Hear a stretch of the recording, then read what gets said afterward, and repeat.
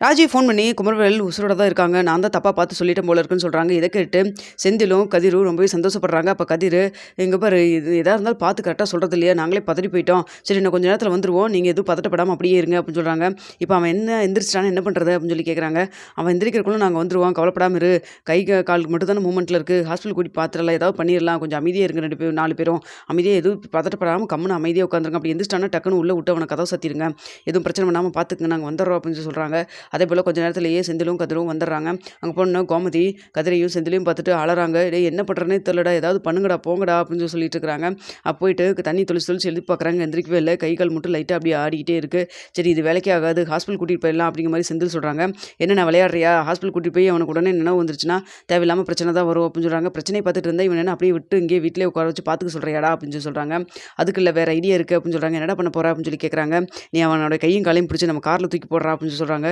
"என்னடா பண்ற?" அப்படின்னு சொல்லி கேட்குறாங்க. "நான் சொல்றத மட்டும் செய்யுங்க" அப்படின்னு சொல்லிட்டு இருக்காங்க. அதேபோல கையும் காலையெல்லாம் பிடிச்சு அங்க போட்டுட்டு கோமதி சொல்றாங்க. "டேய் பார்த்துடா, கவனமா பண்ணுங்கடா, ஏதாவது பிரச்சனை ஆயிர போகுது" அப்படின்னு சொல்றாங்க. "அதெல்லாம் நாங்க பார்த்துக்குறோம்மா, நீ கவலைப்படாம இரு" அப்படின்னு சொல்றாங்க. அடுத்து செந்திலும் கார் எடுக்க சொல்லிட்டு கதிரும் கார் எடுத்துட்டு போறாங்க. "என்னடா பண்ண போற இவன?" அப்படின்னு சொல்லி கேட்குறாங்க.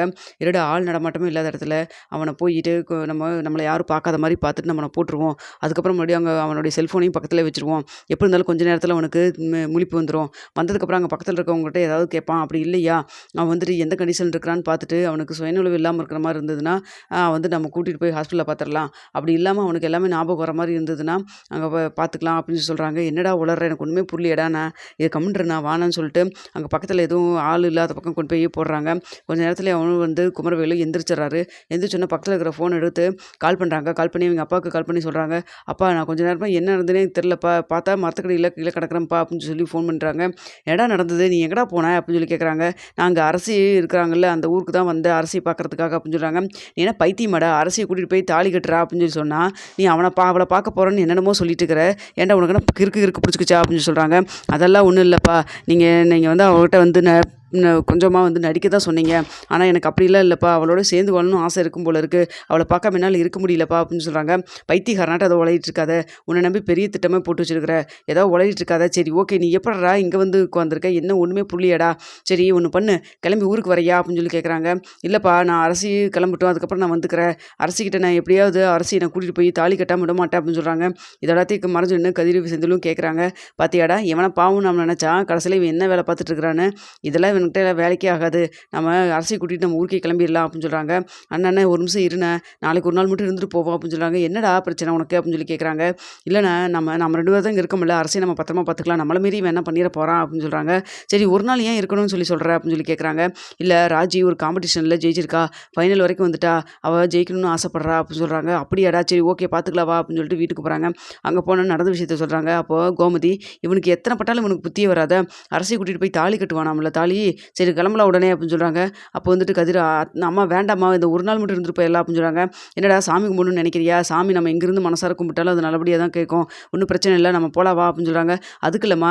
இங்க ராஜி வேற டான்ஸ் காம்படிஷன்ல ஜெயிச்சிருக்கால்ல. ஃபைனல் ஒண்ணு மட்டும் நாளைக்கு காட்டிட்டு போயிட்டோம். அவ ரொம்ப கஷ்டப்பட்டுருப்பாள்லம்மா" அப்படின்னு சொல்றாங்க. இத கேட்டு ஆமாண்டா பதட்டத்துல அத வேற மறந்துட்டேன். ராஜி சூப்பரா ஆடுனா தெரியுமா அப்படின்னு சொல்லிட்டு இருக்கிறாங்க. சரின்னு சொல்லிட்டு அடுத்த நாள் காம்படிஷன்ல கலந்துக்கிறாங்க. இங்க குமரவேல் எப்படியாவது அரசிய கடத்தணும்னு நினைக்கிறாங்க. இங்க செந்திலும் கதிரும் வந்திருக்கிறத பார்த்துட்டு, எப்படி விஷயம் தெரிஞ்சது? இவனுங்க இங்க வந்தானுங்க. எப்படி இருந்தாலும் நம்ம எப்படியாவது அரசிய நம்ம கடத்தி ஆகியே ஆகணும் அப்படின்னு சொல்லிட்டு ஆளுகள வர சொல்லிடுறாங்க. அவங்க அப்பாவும் அங்க இருந்துட்டு சத்திவேலு ஆளுகள அனுப்பிச்சுட்டு வச்சிருக்கிறாரு. இதெல்லாம் பார்த்துட்டு சரி ஓகே இது வேலைக்கே ஆகாது அப்படின்னு சொல்லி நினைச்சுட்டு, எப்படியாவது அரசிட்ட பேச்சு குடுக்கணுமே அப்படின்னு சொல்லி நினைச்சுட்டு போறாங்க. அங்க போயிட்டு எப்படியாவது தனியா பேசணுமே. ஆனா கூட்டா அவங்க அண்ணன் கூடயே இருக்கிறாளே. என்ன பண்றதுன்னு தெரியலையே அப்படின்னு சொல்லி யோசிச்சுக்கிறாங்க. எப்படி இருந்தாலும் அசந்தர்ப்பமா ஒரு சந்தர்ப்பம் கிடைக்காமயே போகும் அப்படின்னு சொல்லி பார்த்துட்டே இருக்காங்க. இங்க ராஜியும் டான்ஸ் ஆடி வின் பண்ணிடுறாங்க.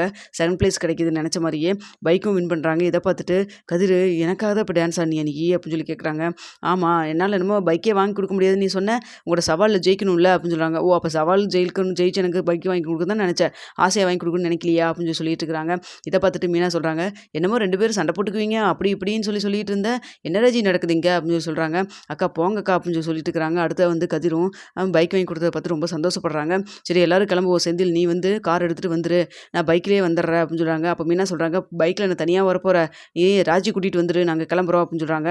அடுத்து இதெல்லாம் பார்த்துட்டு இருக்க சரி செந்தில் மட்டும் தான் நம்ம எப்படியே சமாளிச்சிடலாம், போகிற வழியில் எப்படியே குறுக்காட்டி அரசியை நம்ம வந்து கடத்திடணும் அப்படிங்கிற மாதிரி அரசியை கடத்தியே ஆகணுங்கிற கணக்கில் குமரவேல் பின்னாடியே ஃபாலோ பண்ணுறாங்க. செந்தில் நோட் பண்ணுறாங்க, யாரும் தெரியாத ஆளுங்க நம்மளை நோட் பண்ணுற மாதிரி இருக்குதே அப்படின்னு சொல்லிட்டு வண்டியை வேகமாக ஓட்டிகிட்டு போகிறாரு.